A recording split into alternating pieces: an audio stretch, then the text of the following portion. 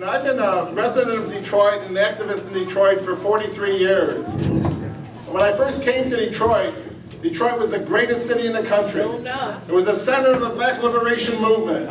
It was a city where the Black Liberation struggle and the worker struggle merged through groups like the League of Revolutionary Black Workers. And these organizations were revolutionary, anti-capitalist, taking on the system.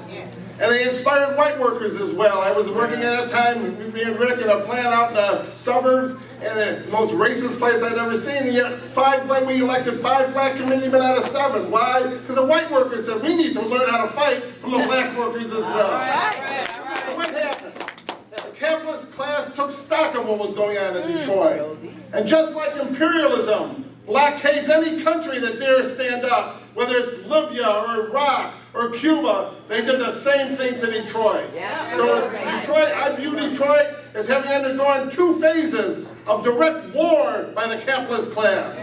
The first phase was in the late 70s, when they began the restructuring in auto with all the new technology. They saw this as an opportunity to destroy the power of the black workers. So what happened? In 3 years' time, from 1979 to 1982, Chrysler eliminated 35,000 jobs from the city of Detroit. They kept the suburban plants open, but they shut down Detroit. And they reduced Chrysler was 70% African American, its hourly workforce in 79. By 82, it was only 30%. GM did the same thing in the late 80s. It was a deliberate attempt to destroy the power of the black working class in Detroit, which was the leadership of the struggle on the national level. But you know, Detroiters are resilient. And even in the face of this devastating attack, we began restabilizing our communities. And by the early 2000s, there was a certain restabilization in our communities. Property values were going up, our neighborhoods were looking good. So what happened then? That's when the banks came in. And they came in with their subprime, racist, predatory lending. 73% of Detroiters were placed in predatory subprime loans. They foreclosed on about 100,000 homes in a 3-year period, and they destroyed our neighborhoods. We see it every day. They went up to, and this was a deliberate policy, make no mistake. They targeted elderly women who had their homes paid off and said, oh, you need a new roof, sign over your home, and put them in an adjustable rate mortgage, a senior on a fixed income with an adjustable rate mortgage. And when we look around Detroit, it makes you cry. When people that talk about 230,000 people left Detroit, people didn't leave Detroit, they were driven out by the bank. After destroying our communities, that wasn't enough for them. Obviously, they destroyed the tax base of our city, our property values went to nothing. So then they went to the city that obviously had a financial crisis, and they imposed predatory loans on the city of Detroit itself. Pension obligation certificates, interest rate swaps, nothing but predatory lending in the city that put the city into the massive debt in which it finds itself today.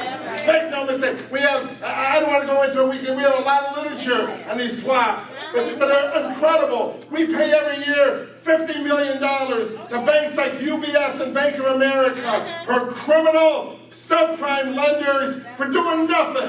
We pay them $50 million because we pay them a 6.3% interest rate on loans, on bonds, but the actual interest rate is 0.6%, and they pocket it. And that's what this crisis is about.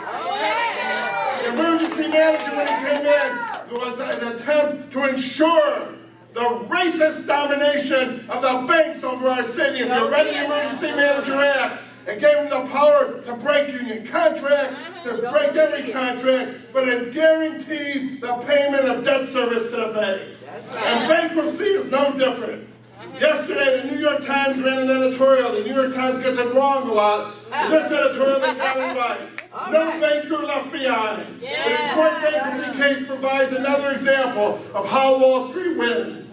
And if you look at the bankruptcy, they call the loans to the bank secured loans. They get paid first. But the pensioners who worked their whole lives in Detroit, who secured their pensions through 30 years of labor, they get nothing. And that's what this is all about. If we're going to fight the emergency manager, which is racist to its core, which is undemocratic, but we have to fight the source of the problem. And the source of of the problem is finance capital. The source of the problem are these criminal bankers that have destroyed our city and are now claiming first lien on our tax dollars. Make no mistake, they are criminal. UBS is one of the big bondholders that is bankrupting the city. The three executives in UBS over their municipal bond division have just gone to jail. Bank of America's executives have been indicted for their municipal bonds, but it doesn't stop them. They're continuing to do it. We want to say that's our fight. We don't owe the banks a dime. They owe us billions for what they've done. They owe us reparations for what they've done. They should be funding a jobs program to put our youth to work. And we have to take the offensive against them. Let me just say, if we take a view of the struggle, the problem is that this is not a Detroit issue. This is a national and international phenomenon. Cities across the country whose populations are predominantly people of color, who are targeted with subprime loans, find themselves in the same economic situation as Detroit. Philadelphia was just reported has a $200 million deficit for its schools. It has owes $200 million in debt service to the banks. The same things in Chicago, it's everywhere. And it's going on in Greece. It's going on in Spain.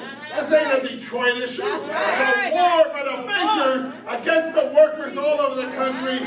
We need to fight back. I want to end by saying we have issued a call for an international people's assembly against the banks and against austerity to take place in Detroit on October 5th, on the 5th anniversary of the bank bailout. We're going to be inviting people from all over the country to come to the solidarity of Detroit. Because right now, we are the epicenter of the struggle against the banks. And if they succeed in their nefarious plans against Detroit, it'll spread all over the country. That's right. Let's build this assembly. Let's build this movement. Let's fight the system. Let's fight the banks. They cancel the debt to the banks. They